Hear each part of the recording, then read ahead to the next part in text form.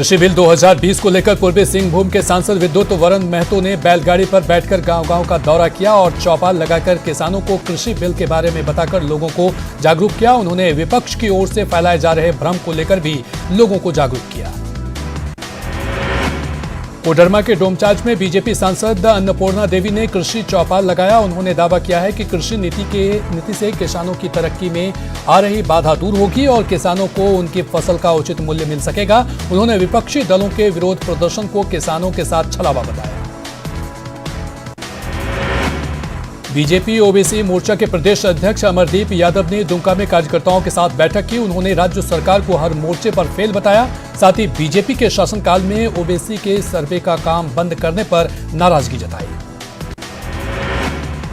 रांची के तमाड़ स्थित प्रसिद्ध देवड़ी मंदिर के संचालन की बागडोर अब प्रशासन के हाथों में होगी। मंदिर अधिग्रहण की प्रक्रिया की शुरुआत परिसर में रखे दान पेटी के ताले तोड़कर की गई। इस दान पेटियों में अब प्रशासन का ताला लगा दिया गया है और पूरा हिसाब किताब प्रशासन के हाथों में होगा।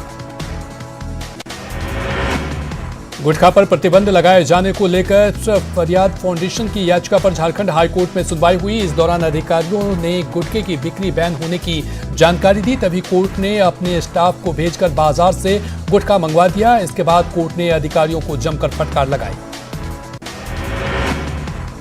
लोहरदगा के होदगा में अवैध शराब कारोबारियों पर उत्पाद विभाग की छापेमारी में भारी मात्रा में शराब बरामद किया गया। अवैध शराब बिक्री की सूचना पर उत्पाद विभाग ने यह कार्रवाई की। वहीं शराब के साथ एक कारोबारी को भी गिरफ्तार किया।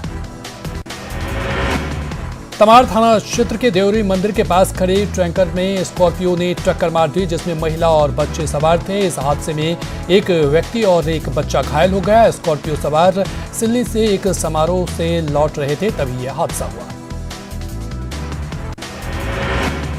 गोड्डा के एक पावर प्लांट में दुर्घटना में एक मजदूर की मौत हो गई। लंच के वक्त खाना खाकर एक मशीन के नीचे आराम कर रहा था, तभी मशीन आगे बढ़ गया और उसमें दबकर मजदूर की मौत हो गई। मृतक बंगाल के मालदा का रहने वाला था। गढ़वा की रंका थाने की पुलिस ने गुप्त सूचना के आधार पर छापेमारी की, जिसमें अवैध रूप से तस्करी के लिए ले जाए जा रहे पशुओं को जब्त किया। पुलिस ने एक आरोपी को भी गिरफ्तार किया है, जिसे जेल भेज दिया गया। गुमला के भरनों में जंगली हाथियों का झुंड कई एकड़ में लगी फसलों को बर्बाद कर रहा है। हाथियों के झुंड से ग्रामीणों में काफी भय है। स्थानीय लोग हाथी भगाने का प्रयास कर रहे हैं। पाकुड़ में आजसू के कार्यकर्ताओं ने कैंडल मार्च निकाला। साहेबगंज में नाबालिग के साथ दुष्कर्म कर हत्या के विरोध में आजसू के कार्यकर्ताओं ने गांधी चौक में प्रदर्शन किया और हेमंत सरकार के खिलाफ नारेबाजी की।